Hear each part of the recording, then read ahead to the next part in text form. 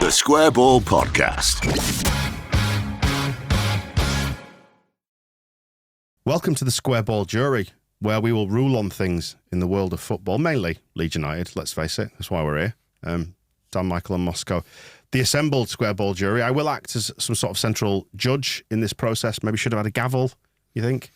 So hang on. It's the Square Ball Jury. Yeah, that's us. Yeah, I'm having a problem with this as well. Because aren't we meant to be making the case for something? But we're on the jury. We're also the prosecutors and Right. the jury, But which feels like a very democratic kind of court. It's just a feature that we've put together that nicely taps into the fact that Levi Solicitors sponsor the show. 10%, And do not do criminal law. 10%. They do dispute resolution, which is what you want to happen before it gets to the criminal stage. So in many ways, better. What kind of dispute gets to a criminal stage? Or civil. This could be a civil court. You wouldn't have a jury in the civil court or a prosecutor. Levi Solicitors at uk/the Square Ball. They can explain all this to you with a 10% discount. On your legal fees, yeah. Just go with the theme. Have you been missold a podcast feature? Yes. And this is in no way, we should stress, just a repackaging of Heroes and Villains. No. Different product. Yeah. I don't recognise this. It's like when they brought out New Coke in the 1980s. That went well. Yeah, to replace Coca-Cola. So we are... It's the tab clear of podcasts. We are still going to award a Ken Bates Villain of the Week award, and we'll do that first, and the Gaetano Berardi Hero of the Week award, which we'll do afterwards. So just to let you know what the criteria are here, I will invite one of you to step forward to the... Oki. The Oki. The Oki, yeah. To deliver a 9-dart finish, but also to put forward a case for who you think should be Villain of the Week. You can back it up with evidence from our TSB Plus members if you like, who's saying what about whom. We can award other things here, so it's not just like the Villain of the Week award. Do you remember the petty grievances? So we can mark something as a petty grievance now, or even just take a cheap shot. So those are the three things we're looking for. One Villain of the Week, petty grievances can be marked out, and cheap shots can be marked out as well. So who is going to put forward a statement for who they believe to the court is the Villain of the Week for this week? Well, I think Cardiff. Yeah, are you stepping forward to the Oki? Yes. Right. I'm at the plate. Yeah. Stepping up to the Oki plate. What else do you have? Oh, The lots diving of places, board? aren't there? Yeah, the ledge. Yeah. Yeah. Anyway. Good. Anyway. The cliff's edge. Yeah, Cardiff were nominated by a couple of TSB Plus people. Luca B. Is this one of your witness statements? Yeah, let's call it that if you want. Yep. Because he describes them as like Welsh Willwall. Welsh Wish Will. You turn into Welsh Harry Redknapp there. Welsh Willwall. Welsh Millwall. Oh, fantastic. And does also point out they've both been managed by that water vole, which obviously is being Neil Harris. Neil Harris, yeah. And I mean, we can go back a long way for grievances for Cardiff, can't we? They ruined O'Leary's babies. Yeah, what was that, 2003? Two? Yeah, so that they kind of brought an end to all that, more or less. Yeah, they were chucking piss as well. Weren't They managed to make the referee's head bleed. And he was just like, yes, Is this a case for the defence? No. Oh, okay, saying you shouldn't. Helping your case. They drew blood from the face of a referee and he was just like, I'm having a great time. Let's continue. I think this game is being played very fairly. Oh, your owner is going to stand behind the goal and goad Nigel Martin and whip the crowds up so they throw more things at me. Loving this. So there was that. There was the game where Liam Cooper lost his mind, got sent off. There was the game Matt Flick's fault. We came back from COVID and they beat us. You know, we thought we were going to piss the league. Yeah. You were on HMS Piss the League that season too. We were denied a whole season of Matches Click because of that game as well, weren't we? Because he made that mistake and then Thomas Christensen. I mean, you could blame Thomas Christensen. It's the only time Thomas Christensen's ever taken against anybody ever was that. But then when you go back and look at other Cardiff managers, not only have they had the water vole, they've had Dave Jones, a Leeds hating bastard. I mean, arguably he's got his reasons. Some things were said that. Anyway, they've had Ole Gunnar Solskjaer. They've had Neil Warnock. Yeah, and I they've know had what's coming. And they've had Steve Morrison. And what's this Latin name here on the charge sheet? Igual pero diferente. All right, not Latin, maybe Spanish. Spanish or whatever equal, it is. Equal but different, isn't it? Igual. Okay. Anyway, what has equal but different said? You can't have 2 attacks and score twice. That has to be cheating. So you've presented your case to the court, and the jury's already weighed in with its opinion on matters. I feel like you've put forward a strong case there. We'll decide by majority whether we agree with that. Anything else we want to discuss in terms of petty grievances, cheap shots as well? Dickhead ref got a bit of a cheap shot for failing to give a lot of penalties. And Brian from Jacksonville, Florida, says he doesn't care if none of them were penalties. You're a guest in our house. Show some appreciation. Yeah, that feels point. like... Is that petty grievance or cheap shot? I feel like legitimate. Well, there isn't a category for legitimate, is there? Well, petty grievance is a legitimate grievance, I feel. Right. But cheap shot is just where you're picking out someone's appearance or you're just being mean about them, basically. Okay. Well, so what are we doing about another Dan and his opinion of the Skies Championship team being a bunch of clueless, ill-researched wankers? Absolutely. Is that petty grievance or is that cheap shot? That's absolutely legit. It feels a bit close to home as well, to be fair. Right. As a general criticism of football coverage. Yeah. I mean, it feels I'm sure legitimate they're trying to their me. best. I'm never going to accept Don Goodman and Keith Andrews on my TV as co-commentators and analysts. So I think that's I can quite firmly put that in petty grievances. Okay. Right. So those. It's a cheap shot of Bill. I will say that. Right. Bill Ayling. Yeah. It was that Rubers has said. A few other people said it as well. His time has come, which maybe it has. Yeah. But it'd be nice. There was a bad moment in the Shrewsbury game. Very tired, wasn't he? Towards the end of the second half when somebody played the ball down the outside of him from about halfway and got like a 30-yard head start while he... I don't think he... Can I just say, by the way, when that happened, he was very, very close to me and you should have seen the look on his face, that knowing look of, oh, it's happened. From the back of the West Stand, I could see, because he instead of chasing, he just kind of turned around and he sort of put his hands on his knees. Oh, God. So weird. I'm never getting there. But to be fair, he does, like he had in the second half, been bombing up into the penalty area, the other penalty area, hadn't he? So I aspire to be that unfit. So it's the thing, isn't it, when you talk about these. That's the thing somebody tweeted perfectly 8 years ago about the sports commentary, and it would be like comparing yourself, going like, oh, here I am in my, obviously this is not in my early 30s, like considering all the years I've got ahead of me, and then they go like, and here he comes onto the pitch, the oldest player in the league at 32. It's a medical miracle that he can still walk. It's like, yes, it's different standards for poor old Bill. I've seen that Sai has nominated Callum O'Dowda as well for being annoying and stopping our players from scoring goals. Pathetic.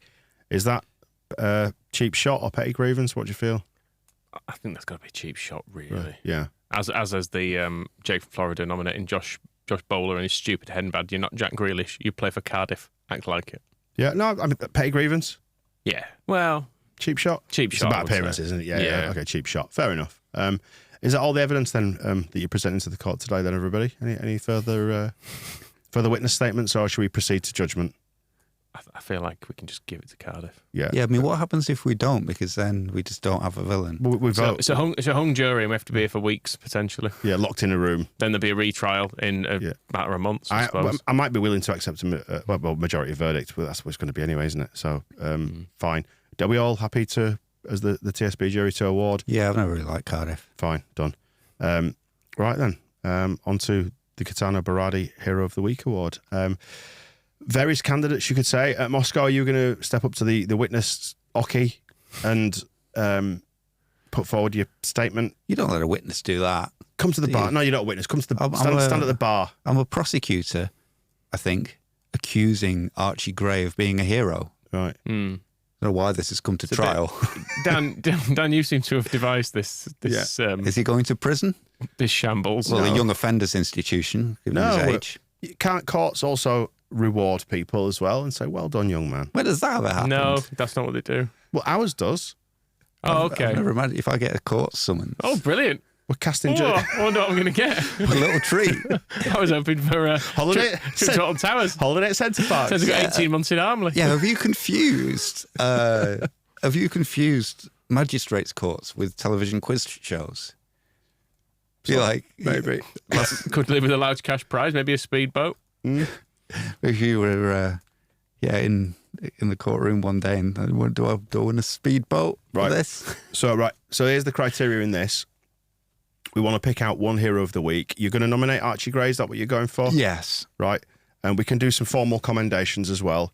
and then there's also a doff of the cap, I think is fine. Okay. Where we just acknowledge somebody's contribution. They're not a serious candidate, but we can just say, yeah, we see what you're trying to do. Well, yeah, it was the main candidates were between Archibald and Crescencio Somerville, and then Ethan Ampadu, who kind of bolstered it by being very good against Shrewsbury. Somerville just getting straight up injured straight after scoring.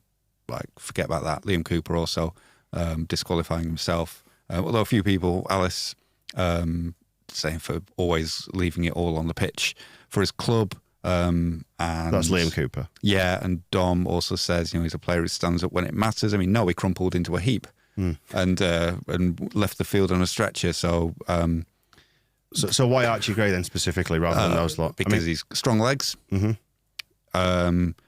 Great. It's just nice. Functioning groin, because Somerville's groin isn't functioning, is it? That's broken. Yes. So I felt more comfortable just saying strong legs rather than getting into which particular parts of this 17-year-old boy's groin are functioning or non-functioning correctly. No. I was mentioning Somerville's groin, and he's over 20.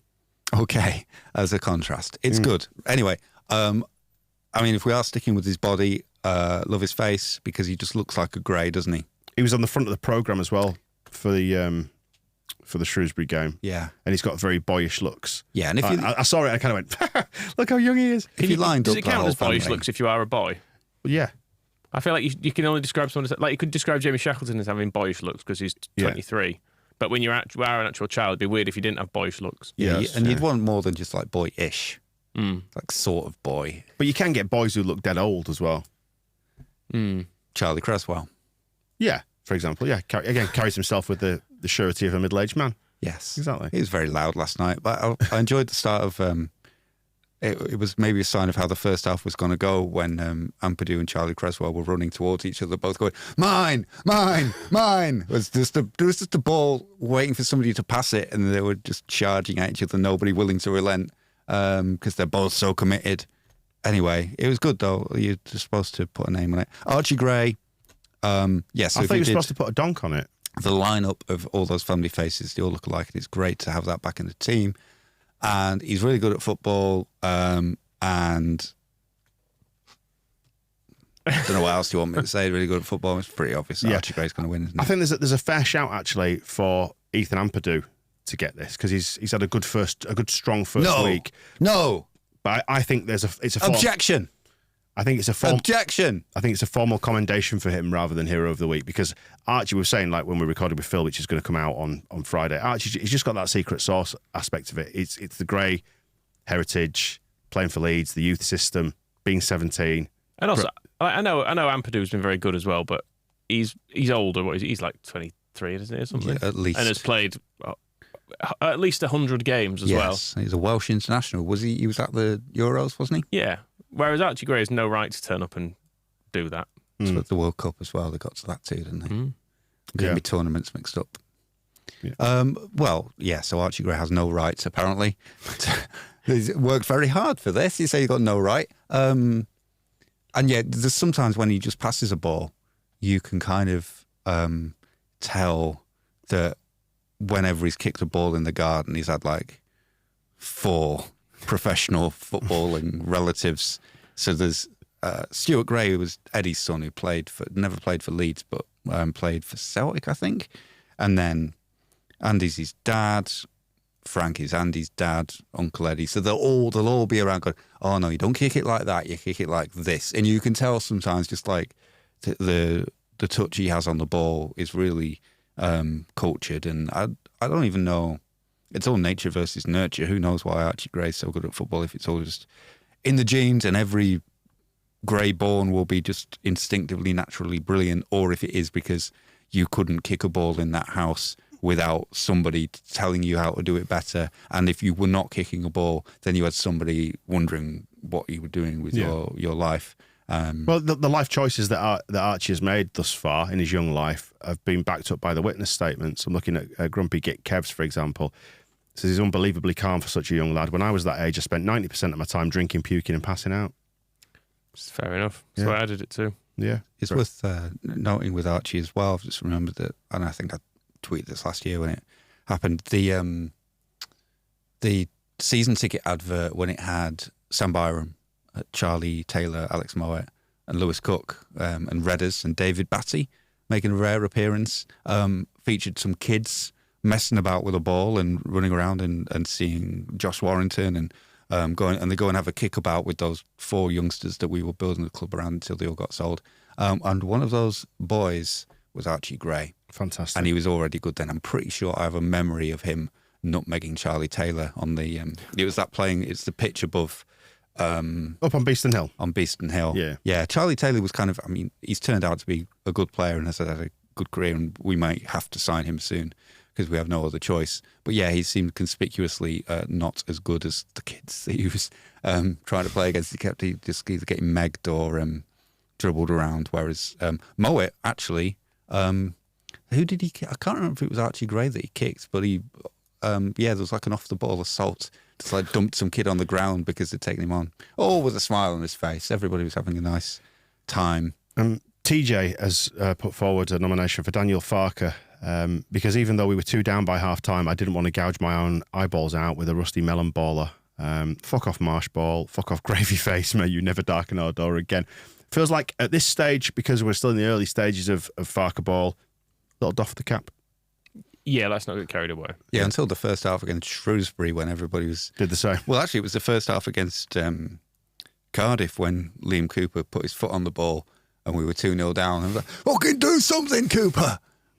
So patience is not quite embedded in the Elland Road support at the moment. And you could feel bits of that in the first half against Shrewsbury when those passes around were going nowhere, that people just wanted something to happen. Not necessarily like get rid of it or lump it forward and, hit shacks, but do something with it instead of just like look at the wing and pass back to a centre half. So Archie Gray, your Gaetano Berardi Hero of the Week. I fully concur with that nomination. Yeah, are you fine? No objections. Good boy. Well done. Straight to jail. Interesting that the Cardiff scores broadly back that one up with a 7.78 out of 10 from our TSB Plus members. Crescencio Somerville did slightly outscore him. Obviously, that would have been swayed by the last-minute goal as well as a good performance there in the second half. Yeah, it's before we knew his groin was in tatters as well, wasn't it? He's let us down there. And then obviously he's carried it through into the Shrewsbury game. So, we'll be tracking the Player of the Year scores across the year. We'll see if we can do similar to last year and have Dan James as Player of the Year. Because did we ever finally resolve what we wanted to do with our Player of the Year scores from last year?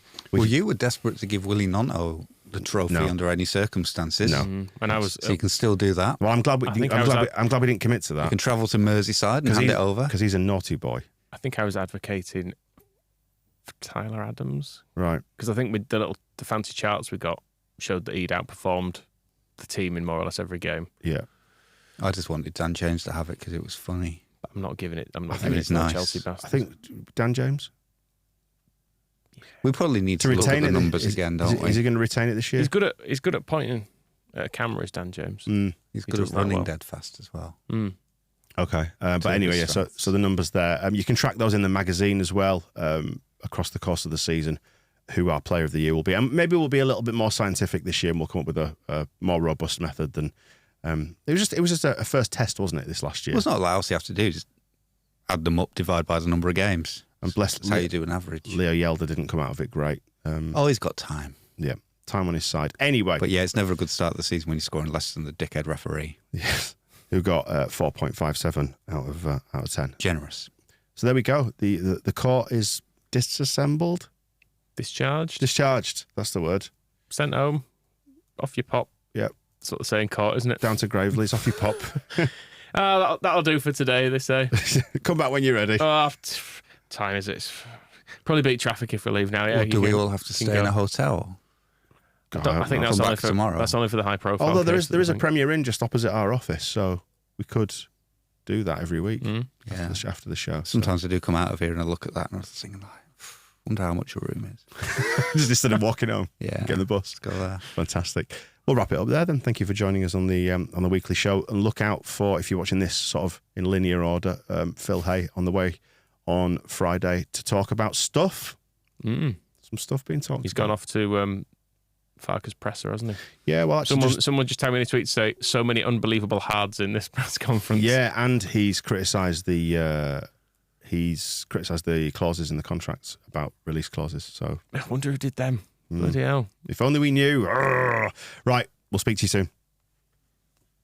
The Square Ball Podcast.